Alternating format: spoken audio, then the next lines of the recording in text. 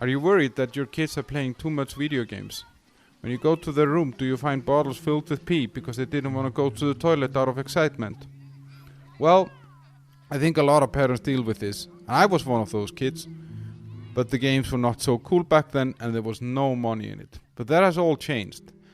And today we're talking to Tomas. He's the CEO of an esports company. An esports company is basically a business around people playing video games as professionals. There are contracts, transfers, it's all there, sponsors, whatever. It's a very fascinating story. It's really, really interesting industry. And I think a lot of you that know this problem that I described in the beginning think of video games slightly differently after listening to this. Because let's face it, not all kids can become footballers, doctors, nurses, or whatever it is that people usually become. This is changing. Now you can actually become a professional video game player. And so what? Why not? Enjoy.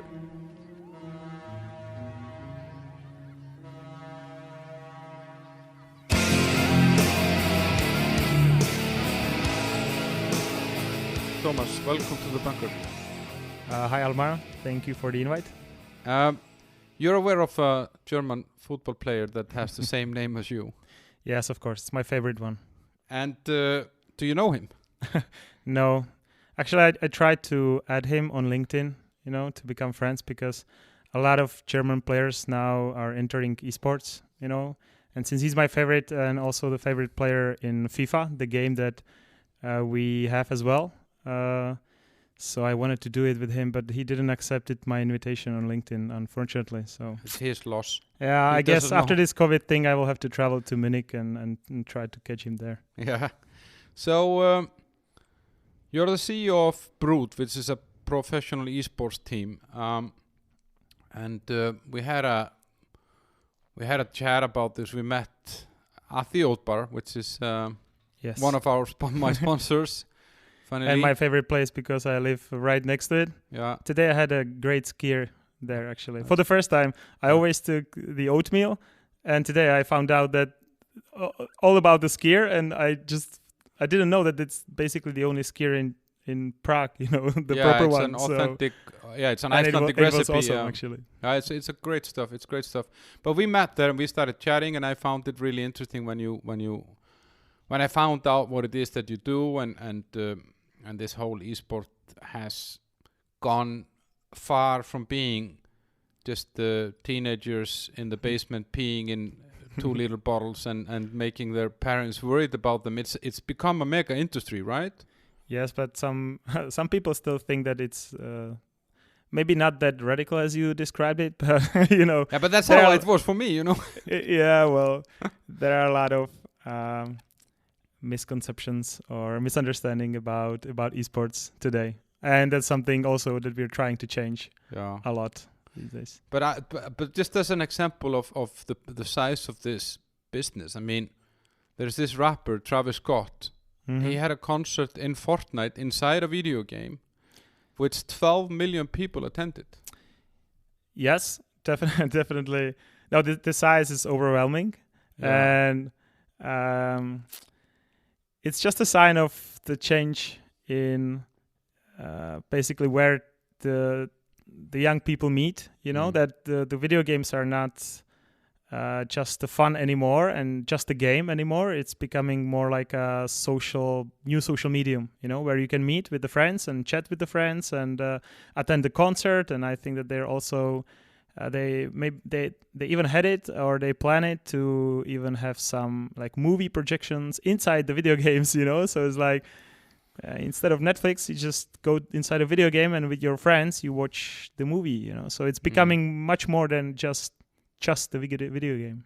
But is that like I mean, in some way we have had these games, for example, like the Sims, the simulator games, and there's always been this kind of projection or expectation of some sort of a virtual reality. I mean, is this in some way that you're actually taking real life stuff like movies, concerts, and obviously all your communication, maybe even love and relationships, you're taking them into this world? Yeah, I know about a lot of people that actually met inside the video game. through their characters, and then they met in the real life, and now they live together. And so yes, a lot of kind of social functions are moving to the virtual space. The virtual reality is a little further still, but there are many worlds that are trying to copy the reality. Basically, I even own a land in the virtual reality space based on blockchain, and it's growing much faster, the price of it, because I just bought it with the real money. I can build a house there, and there are many entertainment options. You can go there and play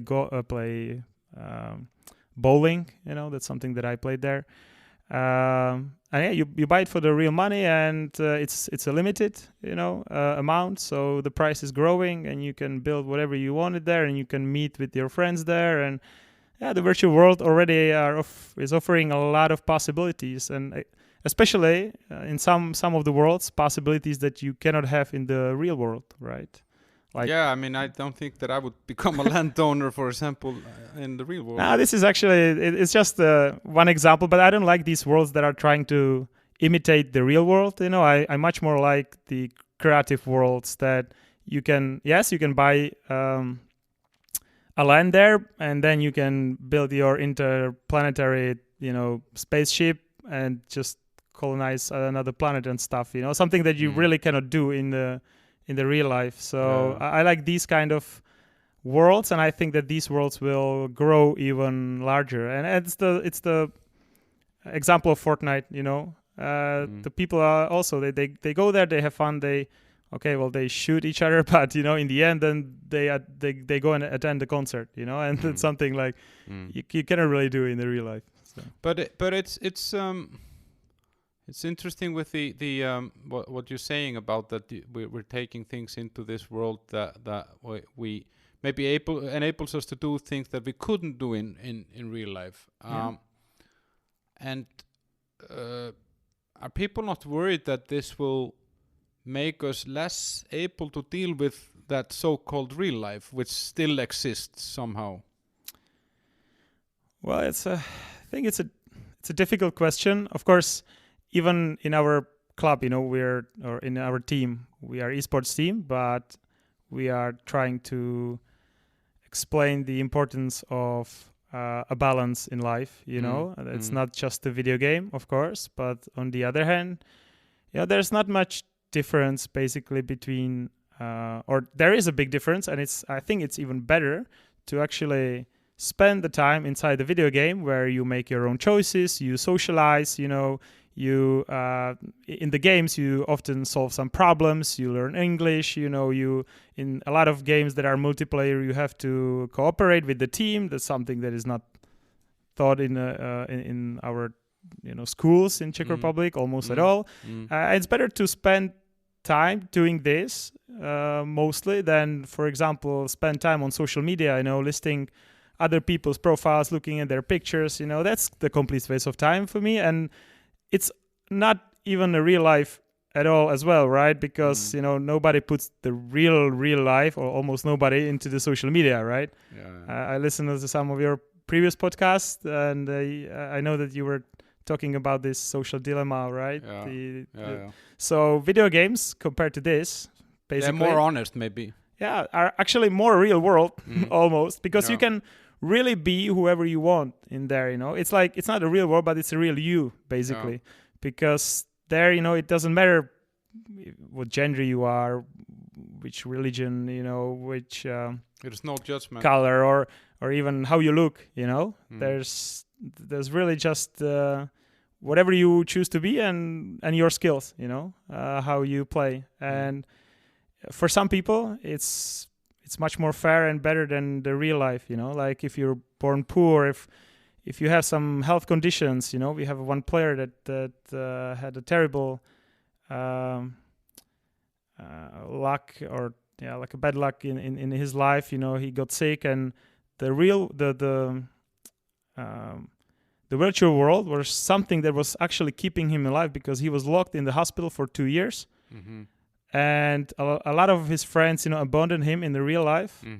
but in the game he didn't tell his teammates that he's actually sick, and they took it for his good play, and he was playing tournaments and didn't even know that he's playing it from the hospital, So for a lot of people, it's the world where they can really be who they want to be, And the team that you manage, that's here in Prague in the Czech Republic. Is how big is that? So we have 7 teams in 6 games, and in some games we have academy team, and how many people? 35 players, and then we have around 12 people taking care of the management. And you're the top boss there, right? I mean, you're the CEO of the organization, or yes, I'm the worst player, but the top of the organization. But they found some use for you in the management. Yeah, it's always like that. If you suck in the game, the only way how you can be in this industry, you have to be in the management. So helping other people that are actually good at the game become even better, by giving them these conditions that they need. So, but that's I mean, you haven't, nobody gets where they are. There's always a route. There's always a way somewhere, and so if we go a little bit backwards, where did it all start? Where are you born, and how was that? Well, so my route, was not like I was born in the I was born in a small town, but then we were living in a small village. We have a family farm. We have goats and chicken and a horse, and my father worked as a lumberjack, and so it's very unusual environment, to for the future basically player. We didn't have a computer or anything, but it was I was born in 87, so it's a long time ago. Not many people had the computer back then. So yeah, I started there. I was working on the farm. Yeah, exactly, working on the farm, helping my parents. And after the first grade of elementary school, my parents divorced, and my mother moved to the big city and started dating a rich guy with a big house and the computer in the ceiling. And the computer could run Prince of Persia, on the black and white monitor. And I still remember that it was this Intel 386. 386. Okay, in English it sounds okay. With this even mechanic for the big floppy disks, and everything. But it could run the Prince of Persia, and we used to go there with my brother and playing this game. And then we found out that there are other games and started playing. And how old are you? What age are you there? When like 8-year-old. And that's the first time you kind of get in touch with video games, or? Yes, basically. Well, with the computer, So like.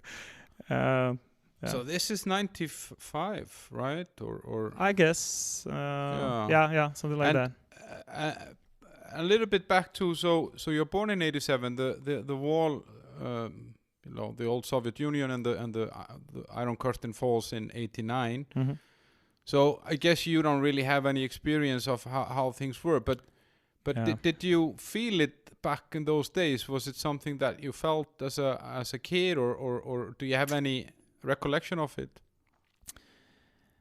So, well, obviously not, because we were living in the small village, and absolutely cut from, so nothing really two changed, worlds, basically. So for me, nothing, or as far as I remember, nothing really changed.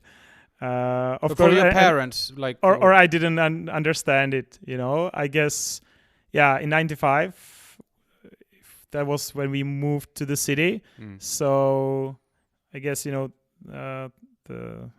former boyfriend of my mother, he was an entrepreneur, and probably anything that he built couldn't be, couldn't have been done before. Yeah. So, but I didn't understand it.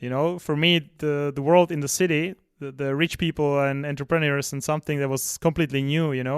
Even the car, he used to pick us up with, back then, because in the village we had this old Skoda 120, and he had this Mazda I still remember that actually. With the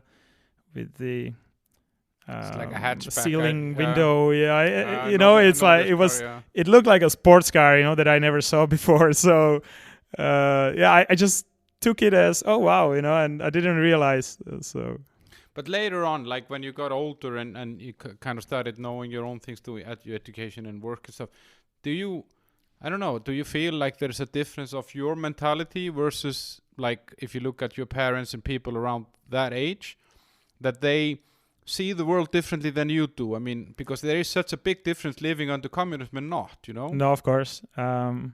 Well, of course, it's my parents. There's a whole history. They still don't really much remember understand what I'm doing. They sometimes even ask me, "Hey, how about finding a normal job?"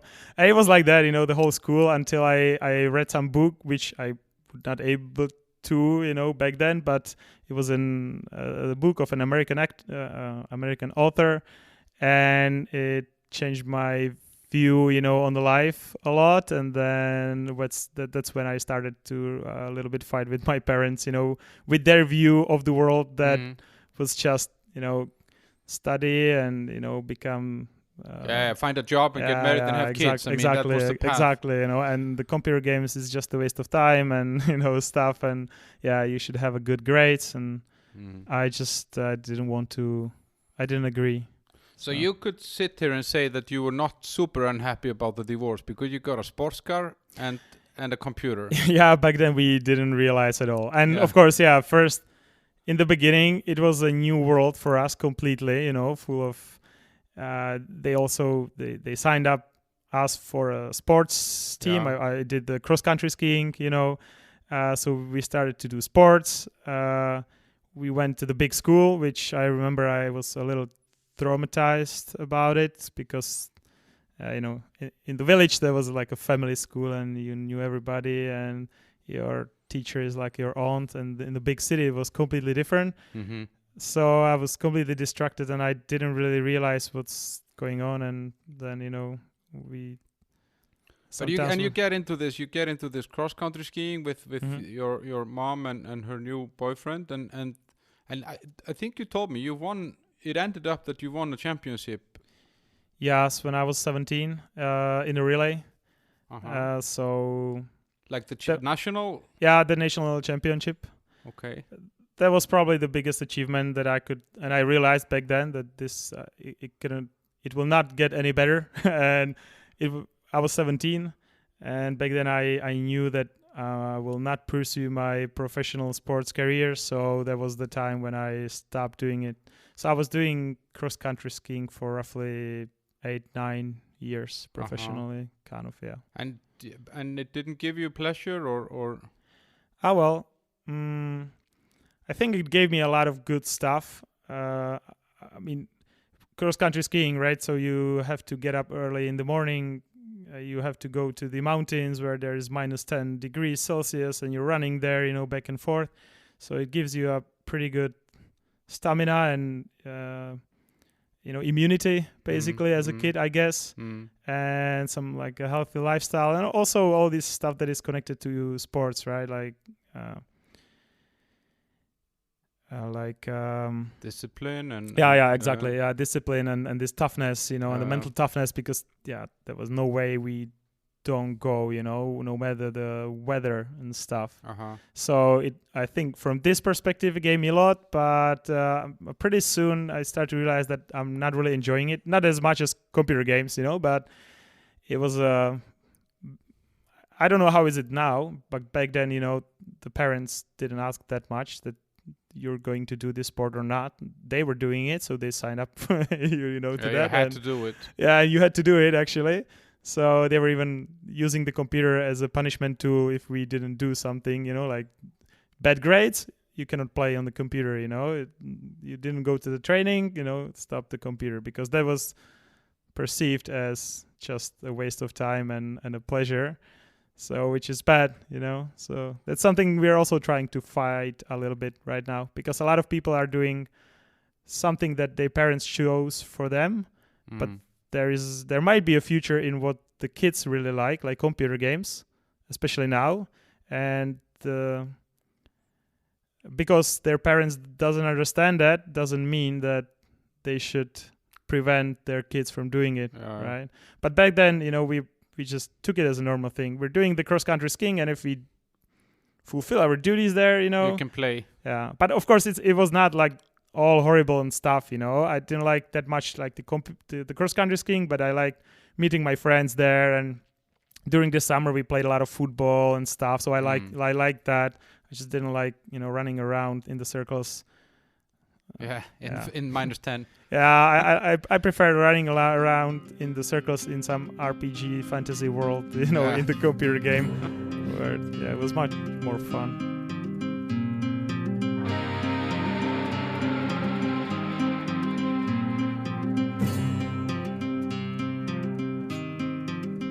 But so you kind of you do this cross country skiing. You quit at the top in a way when you quit as a champion, and at this time I guess you started school and you went into university, right?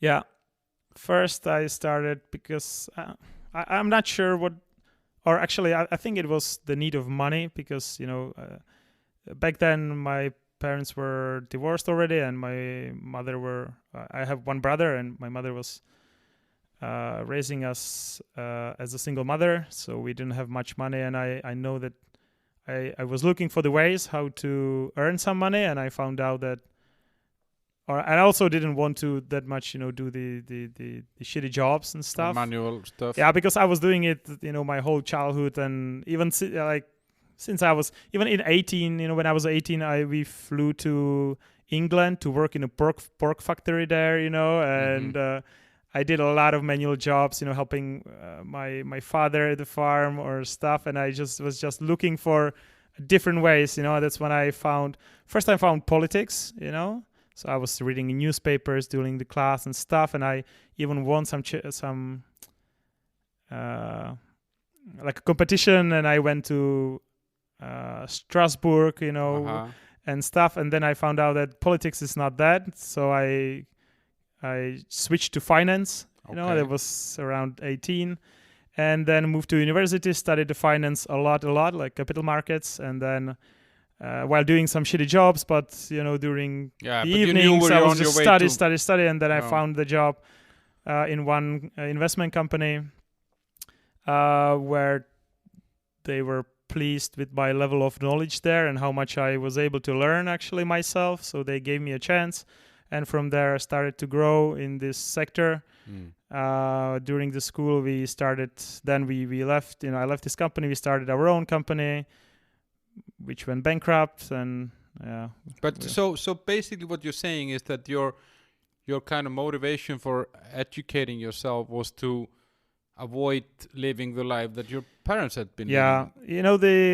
The book that kind of started it when I was 15 that I read was this Rich Dad Poor Dad, from Kiyosaki. A lot of people, it changed their life even when they're 40, and I read it when I was 15, and I was the kid of the poor dad, And so I completely saw it, because there was exactly the poor dad, was the thinking of my parents, And I said, hell no, I'm not going to live this life, and started to change it. And I think that had the biggest impact. And then I ordered other books, and, we also had internet, luckily. So started searching information, and that's actually where the finance, I think, started. Yeah. But the so you end up with like an investment company. I think you told me that you had that with like 3 other guys. Yeah. And that eventually went bankrupt. Was there did you feel bad about it? I mean, was it like how do you say a failure? Oh, it was a huge learning. Of course, it was a failure in a way. How old are you back then? Sorry, how old is the? I think 25. So I was finishing university. That was a huge learning in that. The reason why I started, basically, in capital markets, I like that I can do it from, wherever the place. But I think the one decision factor that I really liked about it, because I was always competitive, and that's why I'm probably now even in computer games, is that, I found out that only like 5% people earn money on the capital markets and 95% are losing, and I had a really big ego and thinking of myself. So I said, okay, I will be this 5%, and if I study hard and stuff, it helped that I was, always pretty smart, and I was competing this, mathematical Olympics, and I was the, the captain of the class or something like that, it was like, and stuff. So I thought that I'm invincible and everything, and we started this company, and then I went bankrupt, and that was the best learning that I could have, because I found out that I'm actually pretty shit, So you're human. And I think that everybody needs that. A lot of successful people have that, that they find out that they have this extreme ego, and they fail hard, and that's the best thing that can happen to you, And then I started working in consulting company, like being an employee, I always thought that I will never be an employee. I will be an entrepreneur and stuff, And in 25, I finished the school and started working as an employee from the how's it called? The position that you take after the university. Yeah, right? like an intern. Starting, like a junior. Yeah. Yeah. Well, the first position that you take after university, you're basically, you don't know anything. Yeah. And I knew a lot of stuff about capital markets, but I found out that I don't want to work there, So, and back then I had a girlfriend that actually worked in a consulting company. So I said, okay, that sounds fun, as she was talking about it. So I'll give it a try, I don't want to work in a investment business anymore. So I gave it a try, and they luckily hired me. And that was a Czech company. Like, is it a big brand? It was EY, Ernst & Young. One of the big four. I was studying University of Economics, so it was kind of obvious choice. They were hiring from there a lot, and I was even lucky that they usually had a very long hiring period, or they were doing all the assessment centers and stuff, and they already had somebody chosen, and he turned the offer down. So they needed somebody fast. Okay. So they needed one guy, and that was when we split with my partners at the firm. I said, okay, I'm quitting. I'm starting something else. So I applied, and after 2 weeks, I started the job. So luckily, it was pretty fast. So I didn't even have much time to think about it. I just needed money, and this came up. I couldn't really much choose, so I started in this one department, but it was amazing school for me, actually. And with that company, you stayed there for a long time, or Ernst & Young, or you went to I think another? It was like 3 years, 3.5 years, something like that. And then you went on to another one? Yes. Because I was always this entrepreneurship guy, and I really didn't fit into the corporate. Big corporate and employment where you grow every year, by the set amount of, and these, you have to do all this politics from the beginning, and who you love and not. And since I crashed a lot, but I still understood my values, But after this incident, I was absolutely humble. After the bankruptcy. Yeah, exactly. So I started really from scratch. I didn't even tell my colleagues, a lot of them, about this story. I told one, and he was like, what in your age? Because, I was so humble, because I thought that in my age, I was 25, right? And since 18, I was studying capital markets and finance and stuff, and spent a lot of time doing it. And I thought that a lot of people during the school, they're doing the same, but in the consulting. So I start there. I was almost like on the interview, I was begging them like, hey, I'm super hardworking, but I have no idea, what I'm going to, about this job, because I thought that there would be a lot of competition that will, and then I found out that there are a lot of people that were just, teaching tennis during the school and stuff, and not doing anything like I did in the capital markets. So that's why it led me like, okay, I have to grow faster. That it's possible. And in these companies, you usually grow really fast, but I wanted faster. So I switched to a consulting company which had a different business model.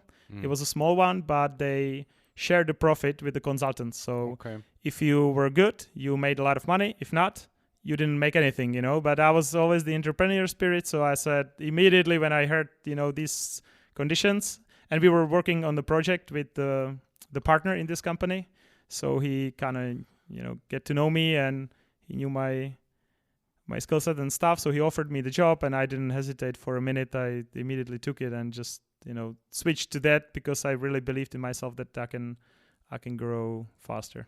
So basically what you're saying is that you left the safety of Ernst & Young, where you could have just had a career, secure income, and as you said, you would get your bonus and your annual salary increase, and then after 25 years you would be a partner and whatever. Yeah. You didn't like that. It was too slow, easy. Yeah, it was too slow. I did the math, and it would be, it would take too long to make me a millionaire, and I didn't want to, Yeah, so you go on this one, and there you made a lot of money, you traveled, you had a lot of different projects. Yes, I think one of the motivators actually behind this was traveling, because I started to travel when we had this company, because I could, I was making more money for some time when I was working for this previous company. When I was like 22, 23, I was making more money than when I was 25. I was starting from the scratch completely. So I managed to travel even back then, it started with my trip to Vietnam, and I fell in love with traveling, and I calculated that in this job, basically, I will not have much money for traveling, and also you had like 2 weeks of vacation, right? Yeah. Classic. And I wanted more. So that's why I also decided for this entrepreneurship way in this other company, because it allowed me, when I had a project, I had to work, but when I didn't have a project, I could disappear, travel for 2 months, basically. And I had more money to do that if I was good, And it happened in the first year. And then I started working on a big project, which basically took me 3 years to finish for one big international company. And yes, I traveled during that, for the work. I worked in San Francisco and Amsterdam and London and all these big, cities. And I managed to go to China to learn from some Chinese companies. Like even we visited Alibaba and stuff. It was a huge learning for me, and traveling mostly for work, with some occasional traveling for a few weeks as well, because I didn't have a time for that. All my dreams that I will be, like traveling at least 1-2 months a year just completely disappeared with this huge project. But I started making a lot of money, but I didn't have much, to spend it on. I was just saving the money for traveling. And then one day the project basically finished, and I said, okay, I'm leaving. And I traveled for 4 months, and I didn't have any project planned. I was even planning for traveling for like a year or something, but it didn't happen because I got bored. So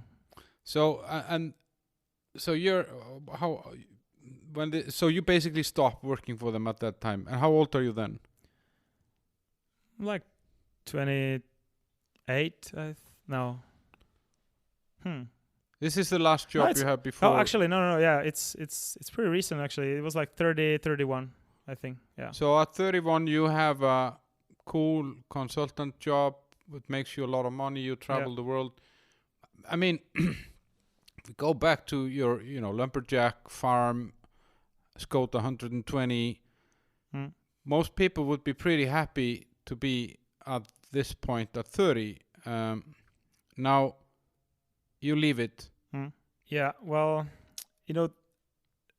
this basically happened in the end of the 2019, so it's pretty new. Yeah, actually, it was almost like exactly 1 year ago. We had a strategy board, and before the strategy board, I was in Germany visiting my friend from the university that had a company in Germany, or took over a family business in Germany, and I was helping him as a consultant with some business stuff. And during the evening, I was living in his apartment, and we were watching some Netflix, and there was a document about League of Legends, which is the game that we used to play during the university a lot. And yeah, so I said, okay, so let's play it. And he said, the document, he said, okay, well, we were watching it, and he said, okay, I'm still playing actually the game. So I didn't play it for like 5 years. And he said that right now there is a world championship, currently. So I said, okay, let's play it on the TV. Let's watch the championship. I'm interested how it changed, after the 5 years that I didn't play the game. And I was amazed. We looked, and it was a huge show. It was a stadium full of people, like tens of thousands of people watching the players on the stage. Playing the game, there were like 100 million people watching the stream, from that. So it was huge. There was these headlines that it had the bigger viewership than Super Bowl, and all this stuff. And I saw that it grew tremendously, since the times that we were playing it. And I saw that it became a huge business, And then I went to the strategy board, and we had this disagreement, and I came home and I was thinking of like, okay, should I stay in the company, or should I is now the time to start my own company, And I had this esports, this League of Legends tournament in my head, and I started to do research, how big it is, already, how big it became. And I was amazed, how much it moved. I was only looking at the international scene, Soon I will find out that the Czech Republic is completely different. But back then I was looking at the international scene. I saw the tremendous potential, and I always played, computer games, even back then, just not the League of Legends. And I was just playing it for fun with my friends, and not that much because of the work. So I was thinking about it. I did the research. I wrote the article about it on LinkedIn. And then, I met with basically a business mentor that I found. And I thought that we'll be talking about consulting. But he just asked me a few questions, like these like coaching questions, and he quickly found out that I don't want to be in a consulting anymore, basically, like he asked me if everything goes right, where do I see myself in 3 months, if everything goes according to the plan. And I had to say probably in a Fnatic in Berlin, where I already applied, and I found that was like Friday, and it made me think, and he said, okay, well, you should first probably sort out or figure out what you want to do before we actually talk about consulting business, together. And I said, okay, maybe, yeah. So I went home, and during the weekend I decided that fuck it, I'm going to esports,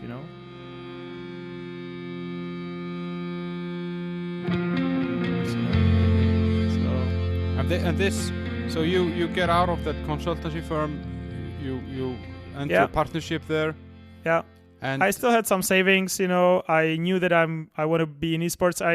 As I was thinking about it, it was always my passion. I was still doing it. I'm a very competitive person. It was like everything clicked. Everything it was like, okay, this is what I should do actually, and this is where I should start my business, basically. But I didn't know anything about esports. Apart from playing the games and watching the esports tournaments from time to time.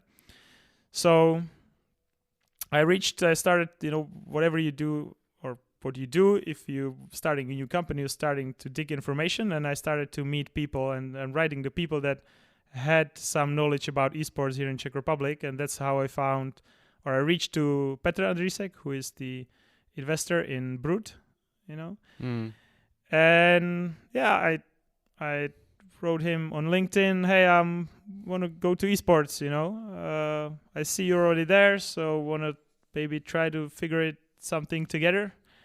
And it's okay, let's meet. So we met, and it clicked. And it's funny because I wrote him a message, and 3 hours after that, the news came out that he actually bought Team Brut, It's like, all right.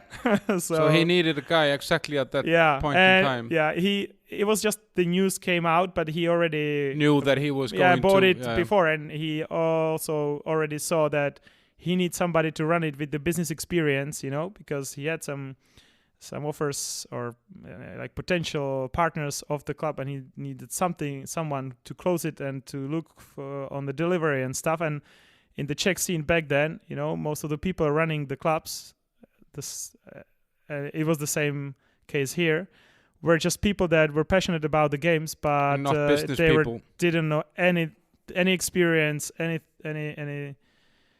knowledge about how the business is done, especially about the clients, But I was from the consulting. In the consulting, you work for a lot of different companies on the different projects. You always learn something new, and you learn about their business, So I think that's my big advantage, because if I talk to some of our sponsors, I understand their business mostly, because I did projects for a lot of businesses, and I understand, I can probably understand their needs, more, and I can come up with some products or like services that other clubs basically never thought about, because you're bringing a different angle into the industry. I mean, I know their business, and I'm kind of one of them, that actually jumped into esports industry. So, but you're playing video games your whole, since Prince of Persia in '95, and basically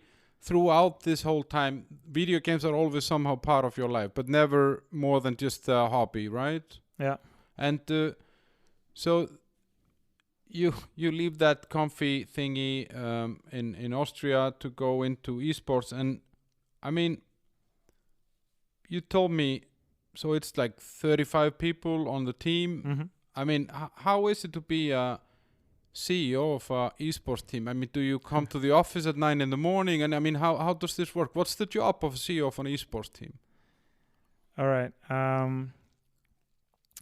So it's very different depending on the size of the company you have. My jobs my roles right now are different than when it started. We're still a total startup, so I still do a lot of stuff because in a startup there are just a few people and you do everything.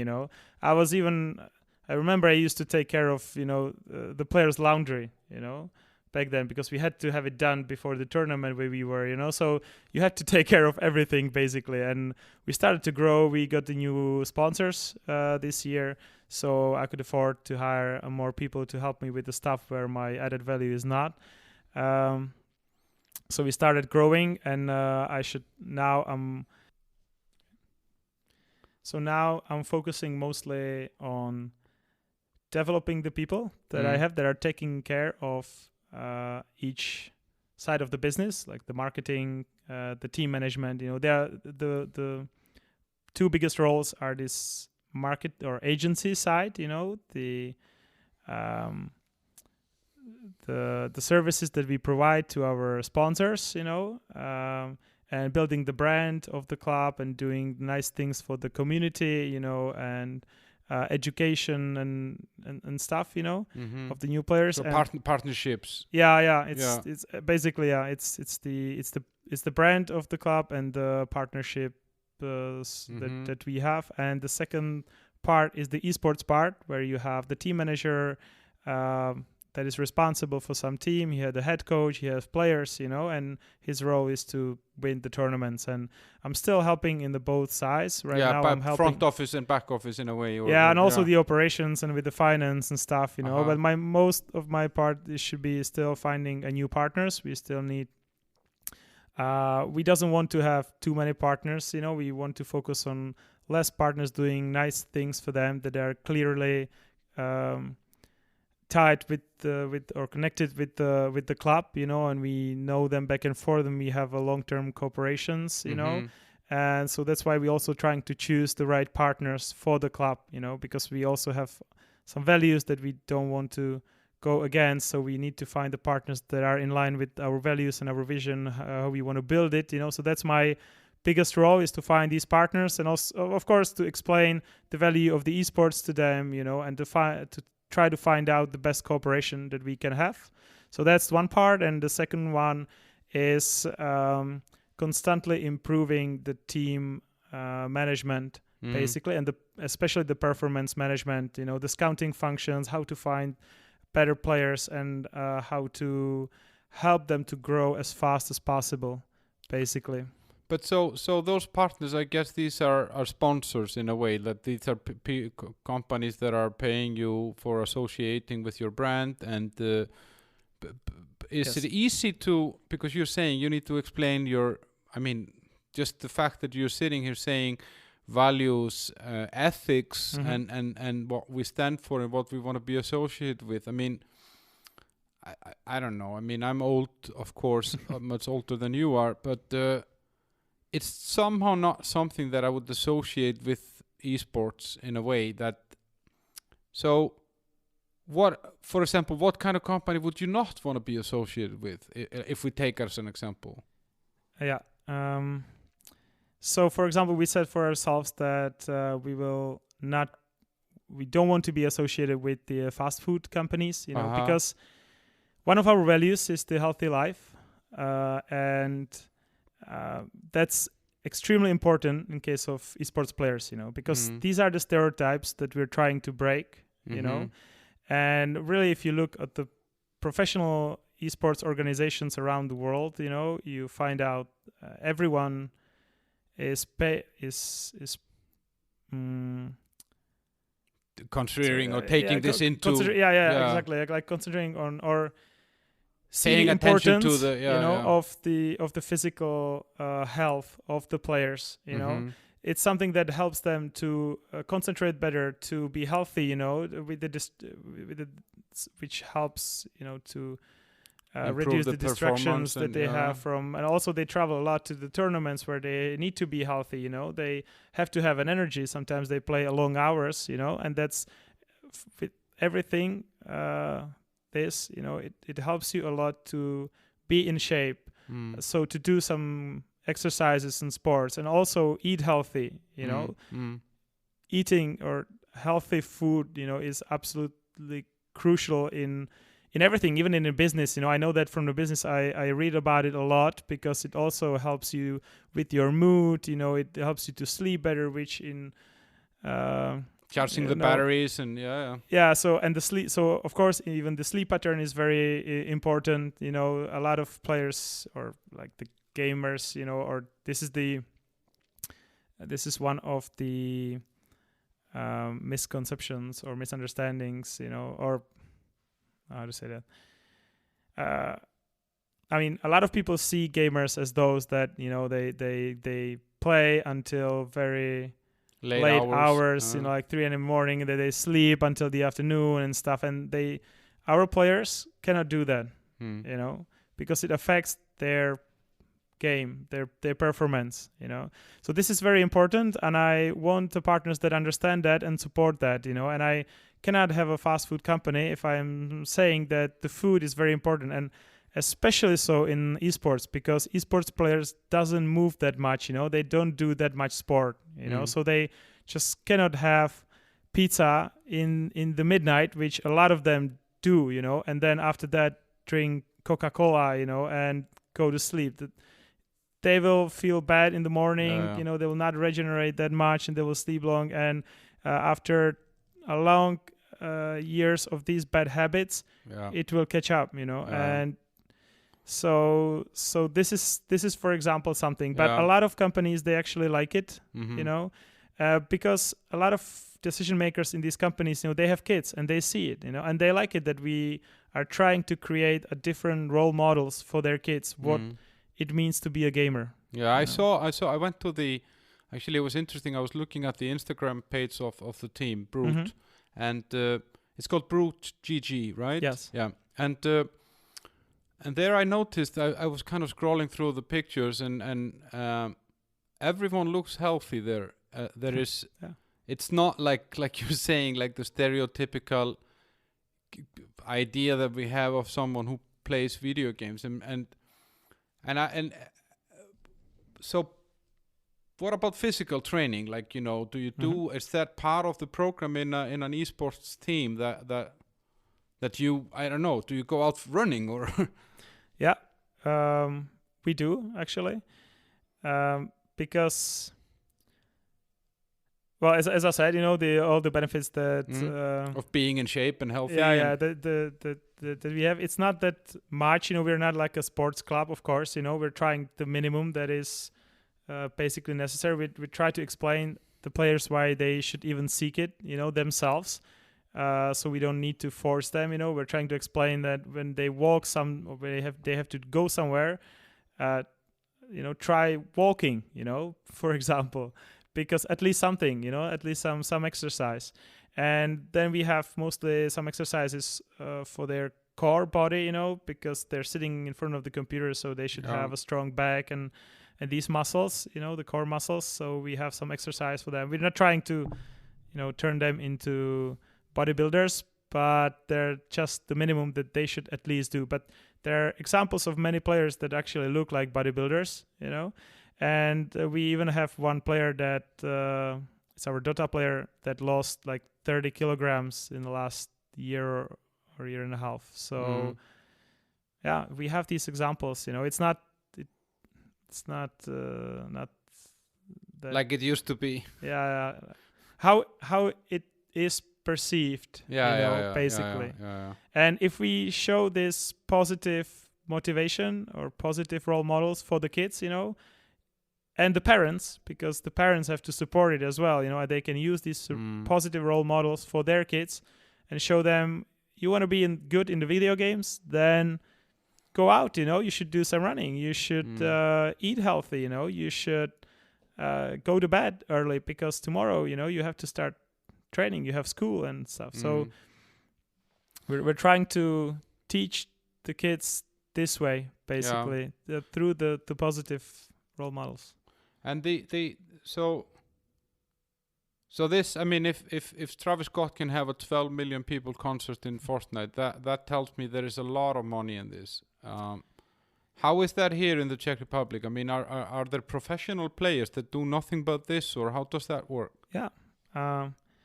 Well, when I said that I decided to go to esports, with the head full of dreams, and then I started researching the Czech market, and I again kind of hit the wall, because we are really like 5 years behind the developed countries, in esports, unfortunately. But this year it changed a lot. We were not the only professional team that started or that entered the scene this year that started paying the players really salary that they could do nothing but play video games, competitively. It's happening.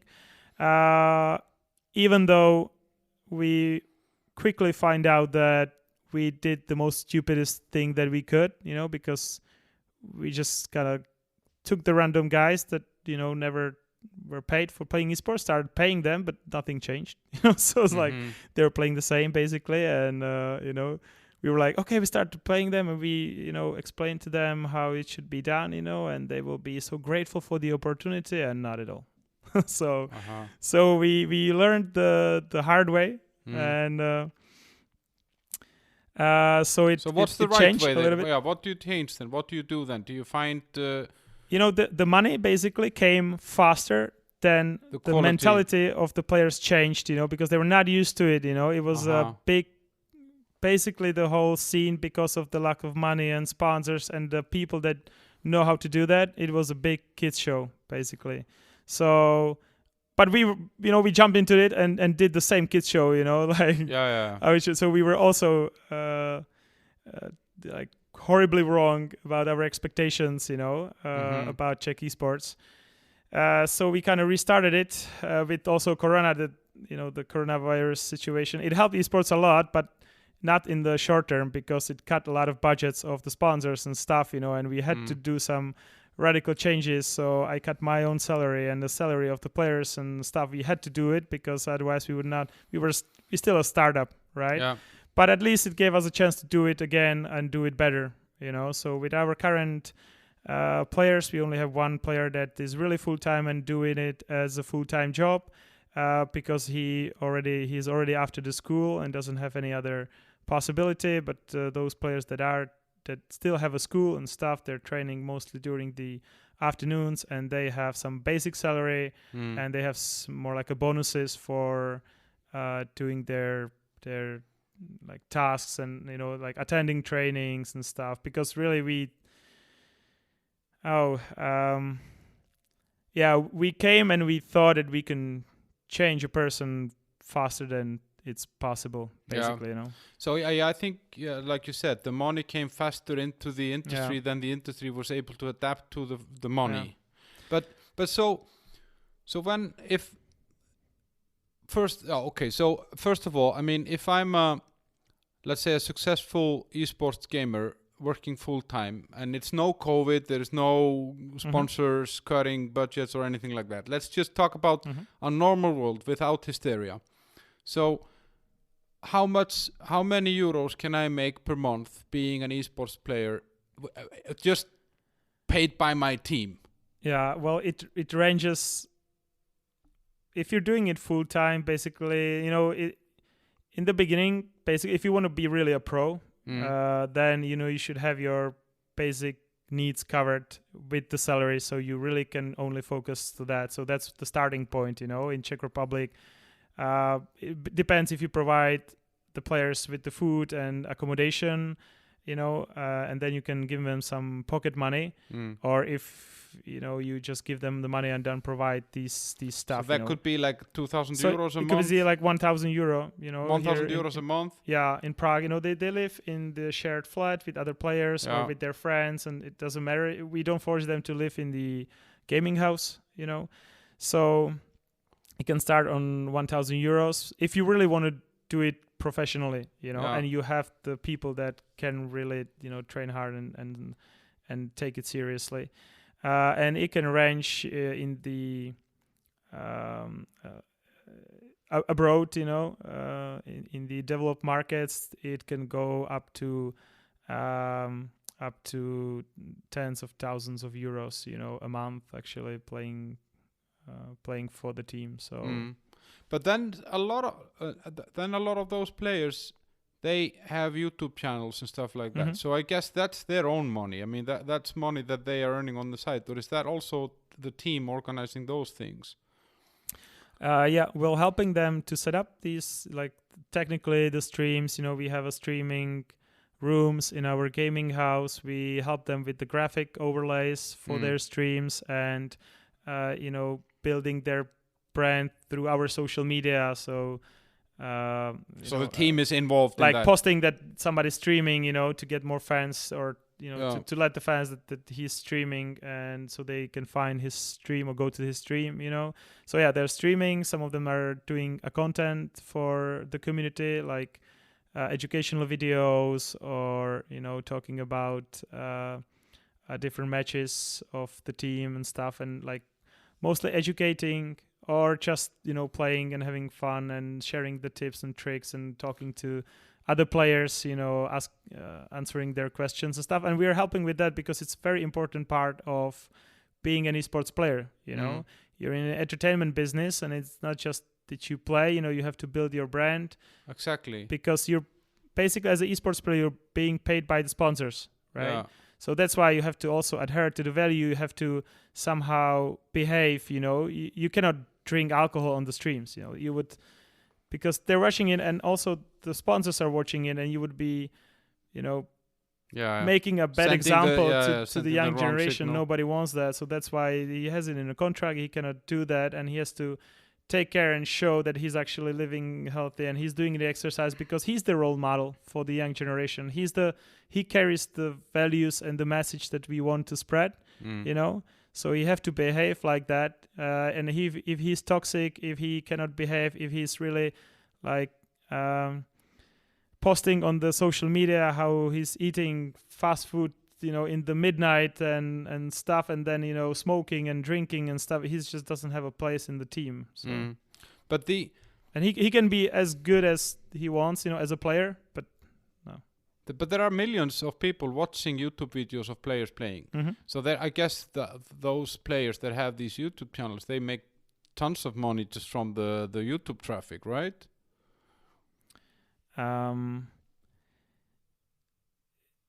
Well, the streamer is something kind of different, than the player, really. the professional player. Basically, it's the professional players. They have these ambitions and they want to win the world championship, and they have to train mostly, and they sometimes make some content and streaming for their fans, but there is always a limited time because he has to focus mostly on the training and stuff.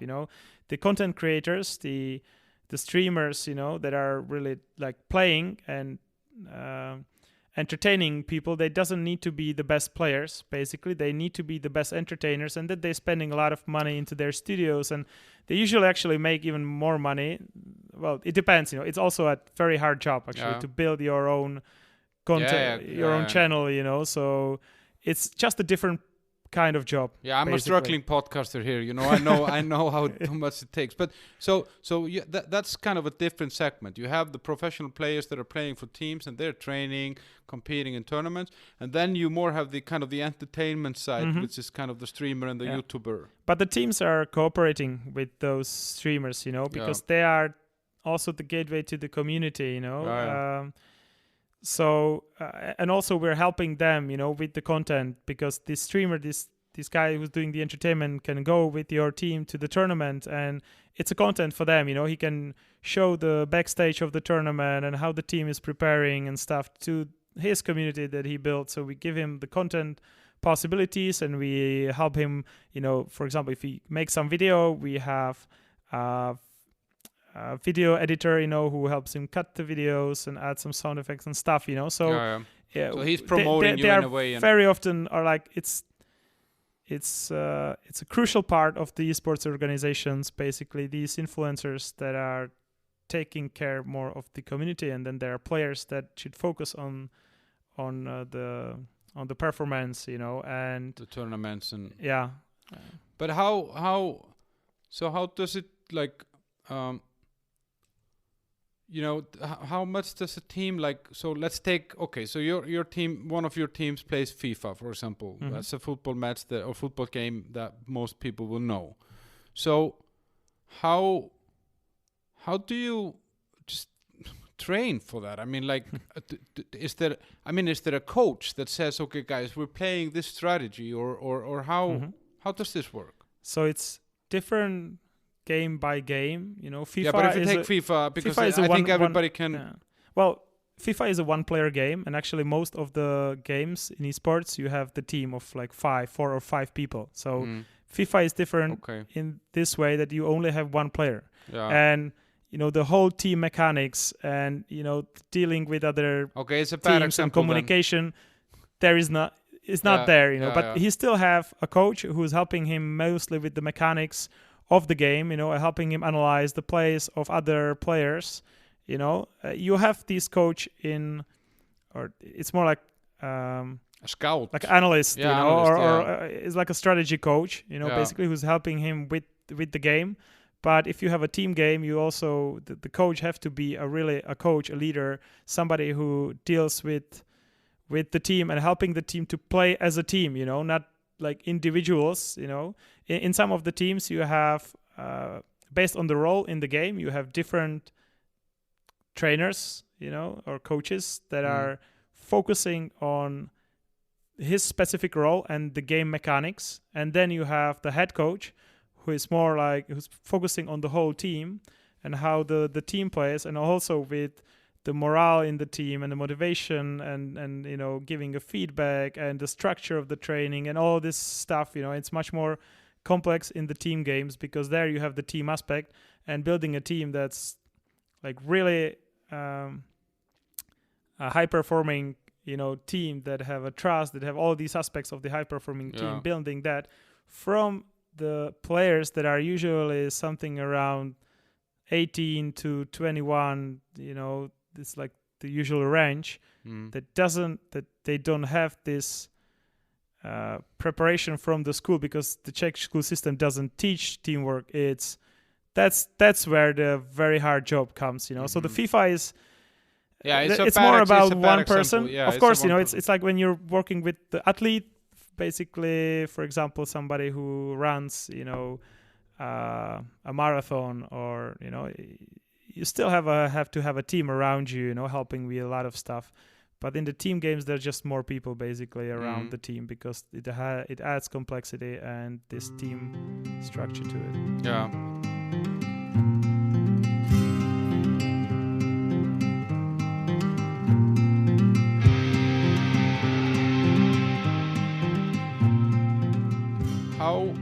How does it work, like with the training? Are people gathering together and playing on the team on that game that they're playing in the same room and interacting like that, or is it each in its own corner and then a trainer watching and telling them? How does that work? In ideal circumstances, yes, they're training from one room, but because of the COVID, for example, right now, everybody's training from their homes. But even mostly in most of the Czech organizations, we're the same case for now, and we want to change that the next year after the situation gets a little better, is that the players really are training from their homes and they're meeting in the gaming house for a boot camps for like 1 week, a month, or in 2 months, depending,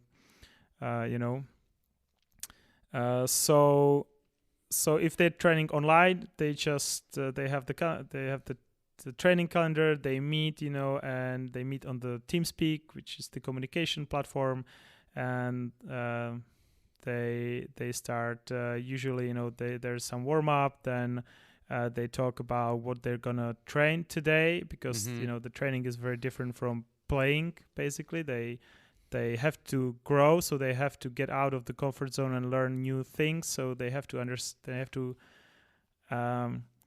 understand what's the purpose of the training and set the goal of today's training, and what new strategies they're going to try, and who's going to do what in that. And then they find the opponents and they go make it in a practice. They train. And then after that, they have some review where they look at the game together and see the mistakes, and they give feedbacks and stuff, This is super professional. Yeah. And, if they're playing some competitive game, for example, the next day, some league or something against a known opponent, they study the opponent, they study their play, they study what he's doing mostly, in which situations, and how he plays that, so they can prepare for that. So it's really, yeah, it's a lot of work. Yeah, well, you can train. It's not only playing, basically. You still have to play a lot, but it's not like you're playing 14 hours a day, you know. Yeah. Sometimes 4 hours is enough. Like many gamers basically who are not in esports are playing maybe more than our players, basically, because they have to do some exercise. It's also part of the training, basically. They have to do some work for the sponsors or media and stuff, They have to watch the demos, learn from the best, read a lot, attend the team meetings and discuss strategy, analyze data and stuff, watch a lot of demos of themselves, because that's how they learn, They have to look at their plays and look for their mistakes and how to fix them, and then they play, So it's not unusual that a lot of people or a lot of players are actually relaxing by playing another game, for example, as like, or the same game but just playing, because to switch really, off. Just playing the game with an easy opponent or something like that, and just for fun, because and so how, like, so you have contracts, I mean players have contracts, are they like, is it the same like in football, that you have a contract for 2-3 seasons with the team and you can be traded to another team? I mean, does it work like that in the esport game, like in the world in general? Yeah, it's absolutely the same as in sports, basically. You have the contracts, you trade players, you buy players, and in Czech Republic the contracts are shorter right now than, it's the beginning, and also the players doesn't have still the trust into organizations, because for a long time there were not professional organizations there, so they're a little bit afraid. They're not used to sign anything, they not really have a support a lot of times from their parents, because in the football, that's the thing. In the football, you have the football, you have the local club, that is preparing you to advance to some bigger club, and you have like the academy team and B team and A team, and you're climbing the ladders, and the parents know and wants to have the football player from his child, and they take part in all this contracting side and stuff. But if you approach them as a esports team, sometimes they don't understand it at all, like how usually the parents doesn't understand or doesn't believe in it until their kid brings the first money home, that's where the support starts, but before that, like, oh, you want to sign some contract with somebody, it's like in football it's normal thing, but a lot of players doesn't understand that he's going to actually make money playing video games. What? And it's a new thing. I mean, I've read interviews with people that went through the same in the 50s and 60s when they came home and said, listen, somebody is willing to pay me for playing football, and the father and the mom said, no, that's impossible. Football is just a waste of time. Go back to work. It's a. So I guess that will just take some time. But it's an interesting. What I found interesting when we started talking, and I had noticed that I have a friend in Iceland who actually started an esports team for a sports club. So they have a sports club that has handball, football, basketball, gymnastics, swimming, and a lot of different sports. And they started this esport thing, and it's like maybe 2-3 years ago that it started, and I started looking at this on Facebook, and I saw the photos, and he was sending out announcements and stuff like that, and I was super happy to see this, because for me this was somehow bringing this to the surface. It's bringing it out, and now after talking to you, when I met you before, and looking at the Instagram, and I can see, okay, this is actually an industry that is very professional, actually has a very healthy look on what they want. Like values, fast food, people have to be in shape. In some way, it's actually more responsible than school.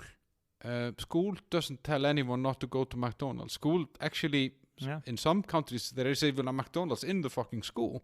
So it's an interesting thing, and I'm thinking, does esport have to go this extra mile to be accepted, or is it just part of who esport is? Well, as I said, in the way, because eating healthy, doing exercise really helps you for the better performance, It's absolutely no doubt, It's just a lot of young players doesn't understand that because nobody teach them, but it's an essential part of your performance, the style that you live. So there is no esports without it, basically. But there is nothing you do professionally you want to do on the highest level, basically, that would not be dependent on your lifestyle.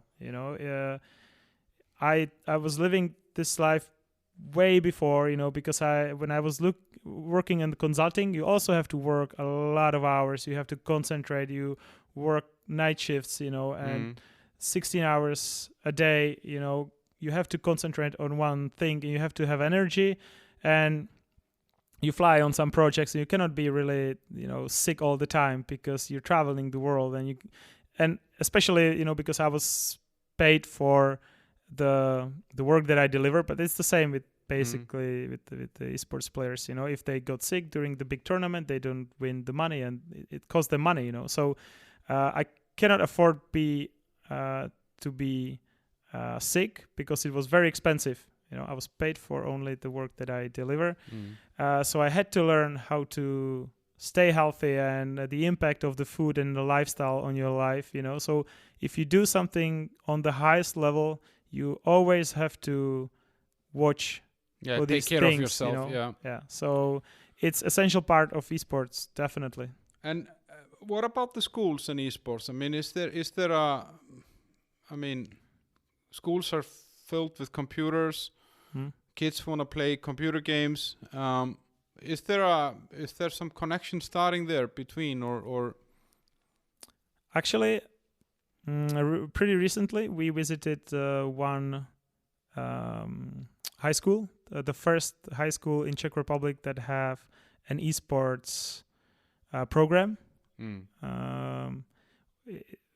It's it's basically, well, they have the esports cars, which is part of the program focusing on 3D graphics and computer games. But in the school, the kids actually form an esports teams. They compete in the video games, but they also they build the esports team from the scratch, and they take different roles. Somebody is responsible for the marketing. They have to come up with the name. They have to come up with the brand. So it's starting in abroad. In the West or on the developed markets, it's very common actually to have programs focusing on esports, because you said that many times, the esports is really big business now. It's valued around $1 billion, and the gaming industry, which is, around it basically, is already valued more than the music and film industry combined, So the gaming industry is huge, for a long time, and the esports is growing really, really fast, and it's also pretty big. So of course it's a business, and a lot of schools are actually starting the esports programs. And if let's say now that, as I said, some of my listeners are maybe on the age where they might have kids or teenagers. If someone has a kid that spends hours in a dark room playing video games, and the parents are worried about this, I mean, can they bring that kid to an esports team and say, listen, can you check out if he's any good, or can you help me with this? I mean, how? Yeah, we're actually getting these questions a lot from the parents. Actually, they're reaching us. Okay. From time to time on social media, for example, and then they're texting us, "Hey, I have a kid, and I think that he's very talented in the computer games, and he likes it, and what he needs to do actually to become the esports players." And I'm always happy about it, and we try to help them and send them the way. But more of the problems, it's all amazing if the parents wants it and sees the future in it and helps the kid, but also the kid has to want it as well. He has to understand that esports, playing it professionally is very different from just playing it for fun. Yeah. I mean, there is the fun, but a lot of fun is you have to enjoy the competitive aspect. You have to be competitive, because otherwise it's not for you. So you have to enjoy the competitive aspect. We even have a lot of players that enjoy the competitive scene, more than the game itself, actually. Yeah. They're competitive, and they like competing in it, and they like the community around it, and this stuff. So, it has to be in line. But we are definitely, if there are parents or who thinks about this career for their kids, just don't hesitate to reach to us, and we can, give you advice based on, the age and the game that he's playing and stuff. So, I mean, it's nothing to be afraid of anymore. I mean, it's not something that parents should be scared about. I mean, it actually, we can't all have kids that are going to be professional football players or basketball players. I mean, some of them will be professional esports players, and there is nothing wrong with that. I mean, based on what you're saying, it's a clean, normal industry. It sounds like. But what's the future of it? I mean, where do you see this go? The kids are going to play the video games, anyway. You can try to prevent it, many different ways, but they will always find a way, as we did. There's a funny story, because I said that, right, that our parents were preventing us from playing the computer games, or took it as a punishment, for example, for the bad grades. So I learned how to fake my mother's signature, and I had a special page for the bad grades in my book, and I still have very similar signature to my mother's because of it, because I couldn't show her the 5 grade, because that meant 5 days without the computer, Okay. So I had to play, and we were even if we had a good grades, we could only play 1 hour a day. So every minute my parents were out of the house. Sometimes they just left us, overnight. So we were playing overnight, just using every single minute to play the game. So the kids will do it because for some of them the world is just amazing, you know. So they will play the game because it's a lot of fun. And the best thing that you can do if he's good at it and sees the future at it, to support him, you know, not force him to do anything that you sees fit for him because you used to do that, you know. If he's good at it, just support him. And it's better if he do it professionally and take it seriously, you know, because then there is this sport and learning and team aspect and everything. Money. Yeah, and money, actually, yeah. In the future, especially, you know, it might be much better future than some other, maybe even than a football. I don't know, you know, but it's growing much larger. And yeah, exactly. That's maybe also what I'm thinking. Like, the money will continue to come into this because as more and more players are in there, and this kind of virtual world grows and grows. And it's already, as you said, bigger than the music and the film industry combined. Yeah. How? I mean, do you see anything that would stop this? No. No. First, I hope not, but I mean, it will. It can just evolve, you know. Yeah. It might have a different shapes, you know. The virtual reality might kick in stuff, but you know, the virtual world has an advantage that it has absolutely no limits. You know, it's everybody can find something that is for them. It's on their reach. Everybody has a phone right now. That's one of the futures, you know, in the mobile esports. It's a big thing already because everybody has a mobile phone. Everybody can play, you know. The internet coverage around the world is getting better and better. The technology, you know, the games are better looking, you know, looking almost like a reality. So it's only evolving, and it will only immerse more and more kids into it, you know. And the parents cannot prevent it because they will find a way. They will see it. They can play it in the school. They will see it from their peers, you know. They will go to their house to play on their computer, as we did as well, you know, because our neighbors had a better computer that can play the better video games, you know. So they had 486, you had 386. Exactly, something like that, you know. And they had a colored monitor, and they had StarCraft, which was one of my first original game, and I fell in love with it so much that I had Lego at home and this black and white shitty computer. So I was building StarCraft from the Lego and playing with the Lego, you know, and playing computer game with my Lego, you know, because I couldn't play it, you know, at home. So yeah, the kids will find a way.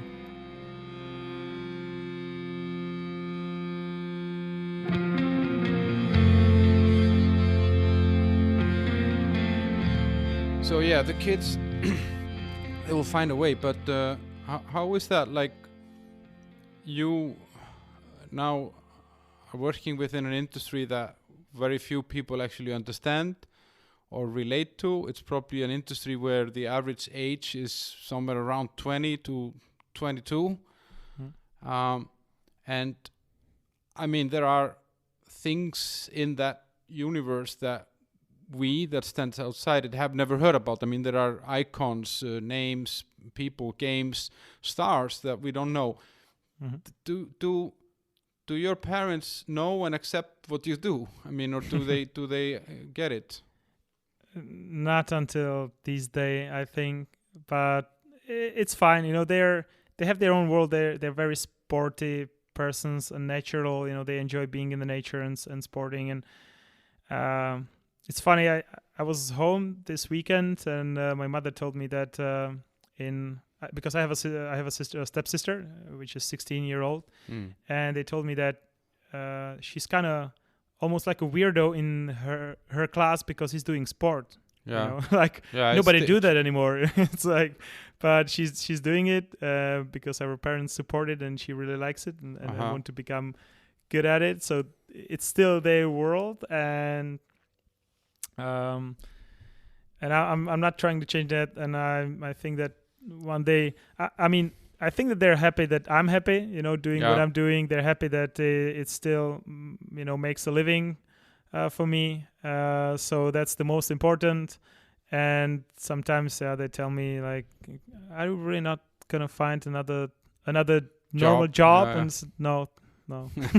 But talking about that, you know, like you have a tendency to actually leave. I mean, you as a 17-year-old champion in cross-country skiing, you say, no, that's enough for me. I don't want to do this. You get into the, successful career in consulting, and I mean, I think a lot of people would give their left arm for a career that you had and would try and milk that career forever. So you left that to chase, your passion, which was games and computer games. Do you think you're going to stay in this business for long, or are you just going to master it in 2 or 3 years and then you're leaving? I think this is my end game, actually. I'm more convinced of it than ever before. I think it only can have some variations. It's something that I even like about esports, because it's not like football. There will never be a second or different football, but the games, they're being developed, new games, new titles. It's rapidly changing world.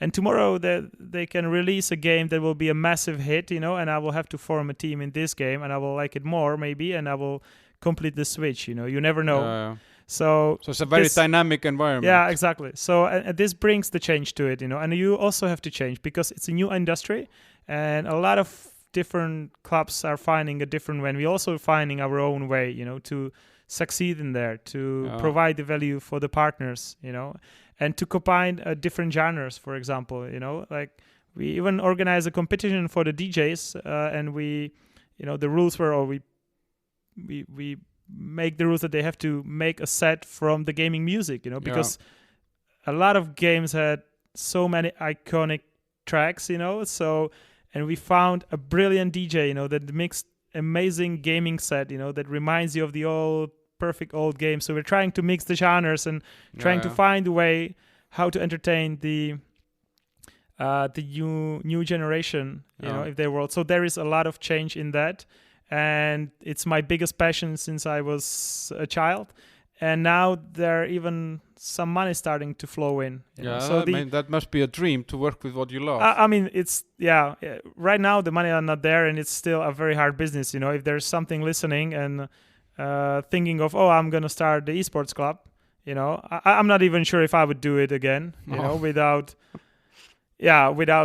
the knowledge that I have right now. When you Google, you put into YouTube like videos how to start the esports club, and usually the videos start with the guy saying, okay, you want to start an esports club, I will give you one good advice: don't. It's always like that. And we were thinking so many times, like, should we just give up, but you switch or something. But I don't give up. I used to, or I'm finishing stuff. This is the new challenge. I like challenges. So this is basically probably the biggest challenge that I have, and that's what I like about it.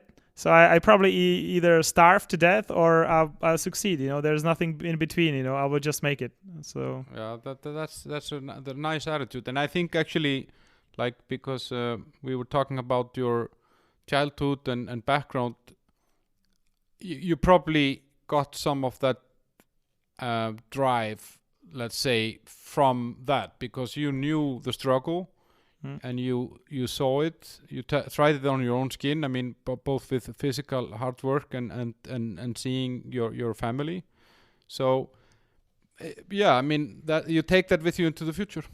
The bad thing is that it's not really dependent much on me that much. Like the biggest bottleneck, or you're mostly dependent on the players, and let's face the reality. Currently it's the biggest bottleneck, it's the biggest risk, because you're dependent on 17 to 20-year-old players, right, behaving somehow, and being in an organized way, and also working hard and stuff, and that would be for a long discussion how much the school and this generation is used to. A lot of times they're used to have the results, or they used to have everything immediately. You order something, 20 minutes you have it. We're living in a abundant world where these attitudes, I think it's much more rare to find than it used to be. The hardworking. Exactly. Because you don't need to work hard that much anymore. A lot of people, a lot of parents, they moved to the different jobs, because the manual labor was, that would be really for the long discussion. So we're still dependent on it. And the problem is that you cannot change it that fast. We're starting academies, and we will be doing, we're planning some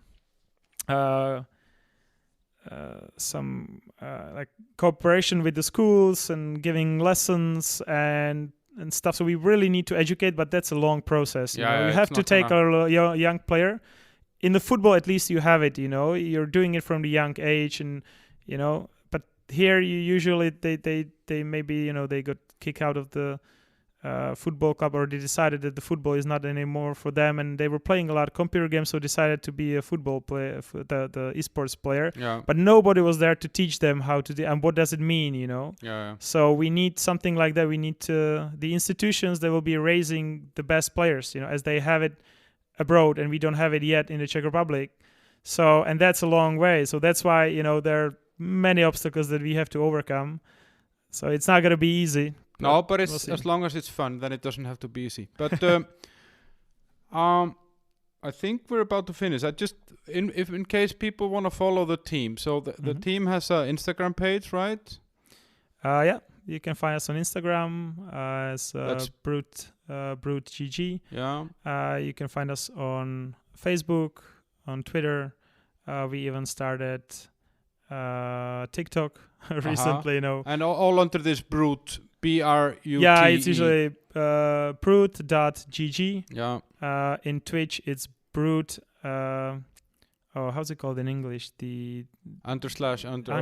Yeah. So it's brut_gg actually on Twitch, because brut.gg was taken.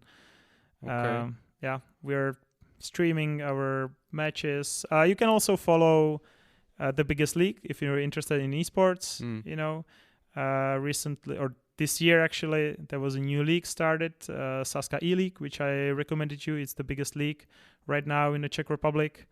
So you can follow us there, or watch our games, through their website or through their Twitch channel. That's where most of the Czech esports right now is happening, around the CSGO game. Different games have different leagues, but you can also everything you can find on our social media, and I'll be glad to if you will. Yeah. And you guys that are listening, thank you for listening in, and you can follow my show on Facebook. It's called The Bunker. How the hell did we end up here? The page. My Instagram is Midlife Crisis Warrior, and I have the same on Twitter. The show also has an Instagram page. It's called The Bunker Prague. And please hit follow if you like this, so that you never miss an episode. Feel free to send me some suggestions of interesting people to talk to, preferably people that are in the Czech Republic, so I can meet them face to face.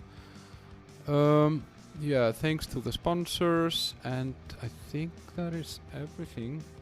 Tomas, thanks for your time. Thank you very much for your invitation.